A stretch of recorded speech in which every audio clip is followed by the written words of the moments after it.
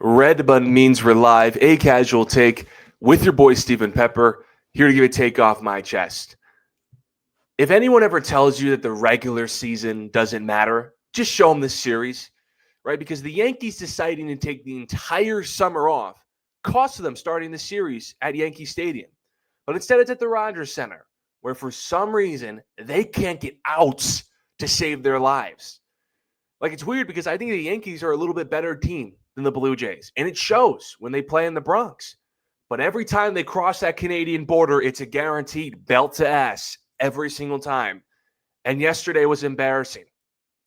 Okay, that's just how every matchup has gone for them in Toronto. In the regular season, the Yankees were 1-6 in Toronto with a minus 19 run differential and allowed 10 home runs. 4-2 in the Bronx, plus differential. A lot of homers, but not in Toronto. And it's continued in the postseason. Now they're down 0-2. They're minus 15 in run differential and have allowed 8 home runs. That's terrible. Okay, it just feels like the series is over now. Of course, it's not. They get at least one more game in the Bronx to make it interesting. But the way they're playing, the series feels like it's over. And if they do end up losing sometime soon, this has to be a wake-up call to Aaron Boone, right? That, hey, your team can't afford the annual June swoon anymore. Yankees fans know what I'm talking about. The June swoon. It feels like since the turn of the decade, this has happened every year for them, where they start off the spring hot. They look like the best team in the American League. Their roster's loaded. They're hitting all these home runs in Yankee Stadium. And then June, July, August happens, where they're 12-14, 13-15, 14-17, playing 500 to below 500 baseball. Heck, there's a stretch when it was the same reason why the Mets collapsed, but the Yankees ended up having a strong September, where there was a stretch where the Yankees and Mets had like the worst records in baseball, like up there with the Nationals and the Rockies. It's pathetic with this roster. Now, listen, you can blame Aaron Judge and the offense all you want. Listen, I get it. I'm a huge Aaron Judge guy, and I've seen his numbers. They look like the best in the postseason, but they all feel empty at the same time. You can blame Judge for not coming up in key spots, but that guy can look like peak Barry Bonds right now, and they still lose each game by multiple runs.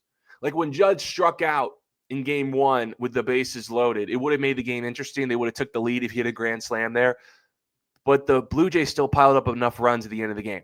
And then in game two, Judge could have had a home run yesterday. It wouldn't have mattered. It was 12-0 at one point. You got to blame the pitching. Like, at the end of the day, if Max Fried can't go more than 3 innings, he gives up 7 runs, that's a problem. He's their ace. Max Fried was untouchable at Yankee Stadium the other day against the Red Sox. Didn't give up a run.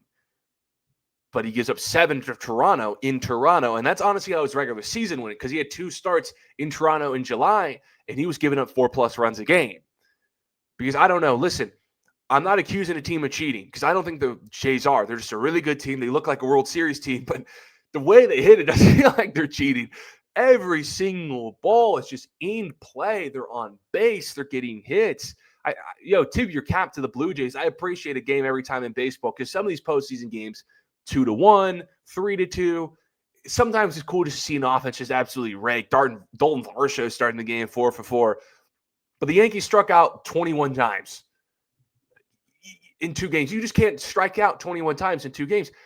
To the Blue Jays, 7. The Blue Jays are on fire. The Yankees can't get outs.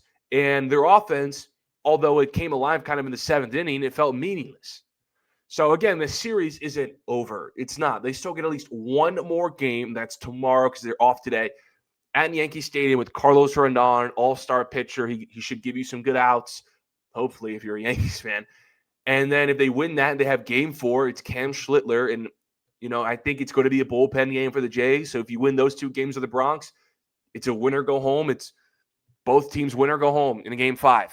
But it's game 5 in Toronto. Like, I've seen the Yankees go down 0-2 in a DS against the Guardians in 17 and come back.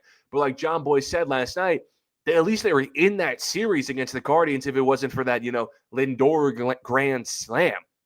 It just doesn't feel like the Yankees have been in this series at all past the first inning. And now not only do they win 3 in a row, that final game's in Toronto, a place where they just haven't won in a long time. Being down 2-0 in baseball is like 3-0 in basketball. You got to win all these games in a row. It's not impossible. It's happened before. But the way the Yankees are playing, they got to win. They can't lose in the Bronx or else they're over. And then they got to push that game to 5, and it's in Toronto. But in the regular season, they're minus 19 in run differential. In the postseason so far, they're minus 15.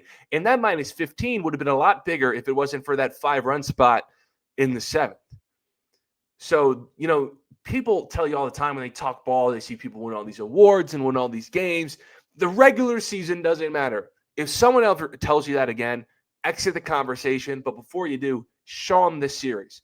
The Yankees taking the entire summer off with a lack of urgency, bad bullpen starts, focus, is why they lost the division to the Blue Jays and why they're not hosting these first 2 games in New York instead Toronto. Let me know what you guys think. I appreciate everyone tuning in this episode of A Casual Take. Are the Yankees going to come back? Follow me on Twitter at StephenPepper38. Until next time, see you.